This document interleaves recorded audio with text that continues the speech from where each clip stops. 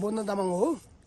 पहिला त यो गाउँमा चाहिँ नि यस्तै सिमेन्टको रोड पनि छैन है, गाडी बाटो पनि छैन। गाउँलेहरू सबै यस्तै भारी बोकेर खाएको, खेती किसान गरेको खाएको हो। अहिले खेती किसान अलिकति कम भएको छ, पहिलामा कम भएको छ। यो लेकको उदिसको फलेक छाउने हो घर सबै अहिले सबै जस्ता छोएको छ। जस्तो अहिले पनि बिस्तारै हाम्रो छोरा भाइहरूले यो फ्ल्याटको घर बनाउनु सुरु भयो। अब 2-3 घर त भयो। मेरो विचार के छ भने यो रोड यति भएपछि हाम्रो यो सिङ्ला जानलाई यो चारो बाटो छ, यहाँदेखि चारो बाटो छ। अहिले यो बोराङदेखि हाम्रो सिङ्लासम्म घोराटो बाटो बन्नु पायो भने मेरो खुसी, मेरो मनमा त्यति छ। यो आजभन्दा 20-25 वर्ष अगाडि यो गाउँको अवस्था कस्तो थियो त्यो अलिकति भनिदिनुहोस् न। यो पहिला त गाउँको अवस्था त यो घारी प्रत्येक घर सबै फलेक छाउने है, घारी यस्तो छैन। फलेक छाउने 20तिर चाहिँ अलिकति ढुङ्गा छाउने घर पनि बनिहाल्यो थिए। घर छाउने ढुङ्गा छाउने घर पनि बनाएको। यो 12 सालको के अरे यो भूकम्पले है, भूकम्प आएर सबै त्यो घर ढुङ्गा छाउने घर पनि भत्कायो। ढुङ्गा छाउने घर पनि भत्कायो भूकम्प आएर।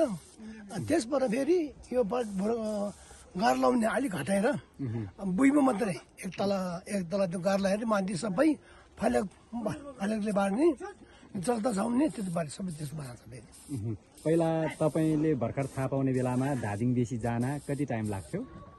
यहाँबाट धादिङमा जानुलाई हामीले बारी बोकेर जानुलाई यहाँबाट 4-5 दिन लाग्छ। 5 दिनमा धादिङ बेसी पुग्छ।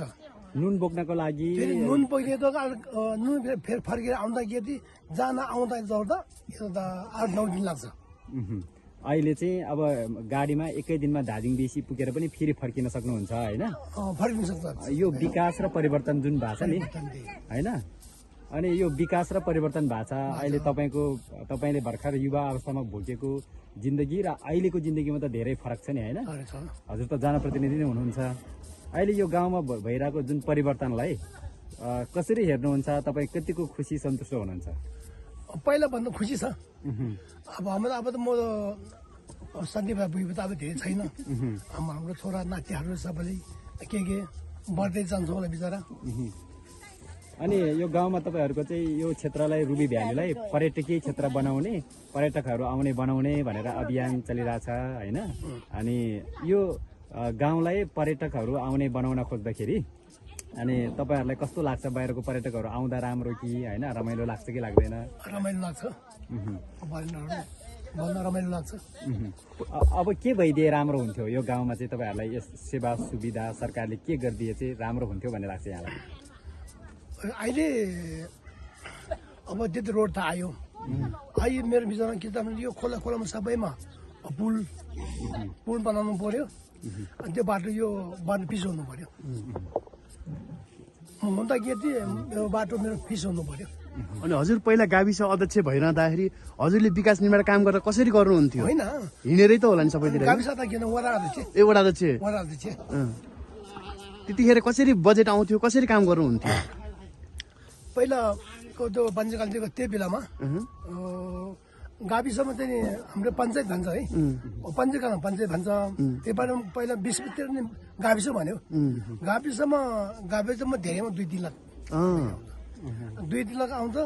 फेरि प्रति वार्डमा 10-20 हजार बाँड्छ। प्रति वार्ड 10-20 हजार त्यसमै काम गर्छ चल्छ त्यो बेलामा। त्यही 100 रुपियाँ पाउँछ मान्छे, अहिले 1000 रुपियाँ पाउँदैन। अनि अहिलेको अध्यक्षहरूलाई त पुरै बाइक आउँछ होइन, उनीहरू डुलेर बाइकमा हिँड्न पाउँछ, भत्ता पाउँछ। अनि कस्तो लाग्छ हजुरलाई? मलाई यस्तो रुपियाँ चलाउनु पर्छ कि आशा छ मेरो। फेरि वडा अध्यक्ष बन्ने रहर रहेछ। ल हजुरको रहर पनि पुरा होस्। अनि यो गाउँको बारेमा पनि जानकारी दिनुभयो, धेरै धेरै धन्यवाद। अनि हजुरले चाहिँ यो जस्तो यो सोच कसरी आयो? पानी घट्ट चल्थ्यो पहिला, अहिले बिजुली घट्ट चलाउने सोच कसरी आयो हजुरलाई चाहिँ? होइन, पहिला मैले यो खोलामै यो पानी घट्ट चलाएको थिएँ है। पहिला आफैले चलाउनु भएको थियो? अब नि कुन ठाउँमा चलाउनु भएको यो खोलामा ए खोलामा भनेपछि गाउँले यो घट्टमा पिछेको मन पराउँछ यो घटामा बितेको सबैले यो मेन भन्दा घटामा बिते मन पर्छ ए राम्रो मिठो हो, अब मिठो हुन्छ अनि तपाईँलाई यो आइडिया कसले दियो अब फेरि घाटामा बिन्नेको र यो मेलमा बिन्नेको पिठो पनि फरक हुन्छ हजुर यो घाटामा बिन्नेको मिठो हुन्छ अरे हजुर मेलमा काँचो अलि मिठो हुँदैन अरे फेरि के सोच्यो भने हाम्रो यो किमताङ फासाङतिर किमताङ फासातिर यस्तो लाइन पर मिल बनाएको सुना थियो मैले घाटो बनाएको भनेर यस्तो बुझ्दै दार्जिलिङतिर एउटा साथी भेटेँ मसँग त्यो साथी भेटेर त्यस्तो म त्यहाँ किमताङतिर फासाङतिर म हेर्नु चाहन्छु त्यो घाटा कसरी जोड्ने रहेछ भन्ने जानु विचार थियो मेरो हतारको एउटा नातिले मेन्छ भन्ने मान्छेले के भने त्यस्तो मैले बनाउँछ मामा भन्नु त्यो मामा मैले बनाउँछु मामा भन्दाखेरि मैले फेरि खोइ तपाईँले कहीँ बनाउँछ भनेर बनाउँछ भने कहाँ बना तपाईँले भन्दाखेरि तर्क उयो तपाईँ घाम छ भनेर ठाउँ बनाएर छु यसो हेर्दा कि ल चलाइदिउँ यसो भनेर चल हेऱ्यो ए हो रहेछ भनेर मैले फेरि हो रहेछ मतलब बन्नै चाहिँ थिएँ म बिचरा मैले त्यो भित्रको तलको पाङ्का है त्यो पनि काट्नु गएँ ल्याएँ मैले यहाँको पहिलाको त्यो धुङमा डल्लो हुन्छ नि है त्यो पनि यहाँबाट गएर भागिन लगेर फेरि काटेँ मैले फेरि काटेर माथि फर्निचर पनि थियो फर्निचर पनि फेर्ने भनेर भनेको त म सबै म मिलाइदिन्छु घर मेल फर्निचर सबै म जोड्नु राम्रोसँग बनिदिन्छु मामा भने उसले मैले फोन गर्दा गर्दा भोलि पर्सि भन्दा आउने ए महिना आउनु लाग्यो आएन त्यसले होइन के हो तपाईँलाई भेट्नु म अर्को मान्छे ल्याउँछु के गर्ने अर्को मान्छे खोज्ने के भन्छ होइन मामा मलाई म अर्को मान्छे पठाउँछ भन्नु थाल्यो त्यसले ए तपाईँको भन्ने बनाउनु होइन रहेछ अर्को मान्छे पठाउने भित्र रहेछ म अबै बनाउँछु भनेर फेरि म अबै बनाएको मैले घट्टामा के पिन्नुहुन्छ हजुरले प्रायः जसो मैले पिन्छ यो गहुँ मकै कोदो सबै पिन्छ अनि जस्तो गहुँको कति रुपियाँ पर्छ पाथीको मकैको कति पर्छ त्यो भुटेको चाहिँ नि 20 रुपियाँ पर्छ सबै यो काँचो गहुँ चाहिँ नि 25 रुपियाँ पर्छ ए भुटेको सजिलो हुन्छ पिन्न यो सही हुन्छ पाथीको पिनेको कति पाथीको सही हुन्छ मकै कोदो सबै 20 रुपियाँ मात्रै हो यो हाम्रै खाने पिठो र यो काँचो पिठो अलिक ढिलो हुन्छ क्या त्यसको 25 रुपियाँ हुन्छ पाथीको महिनामा कति मुरी जति पिन्नुहुन्छ कति जति आम्दानी हुन्छ तपाईँलाई त्यही हामीले भन्नु सक्दैन कहिलेका दिनको त 2-3 मुरी 5 मुरी पनि हुनसक्छ कहिले त 9-10 बजी पनि हुन्छ कहिले 20 बजी हुन्छ त्यस्तै भन्नु सक्दिनँ मैले जस कति जति हुन्छ अनुमानित कमाइ महिनाको धेरै 10-15 धेरै ठाउँमा लोप भइसक्यो नि छैन नि यस्तो घट्टा है देखिन्न नि गाउँमा तर हजुरले चाहिँ गाउँमा ल्याउनु भयो होइन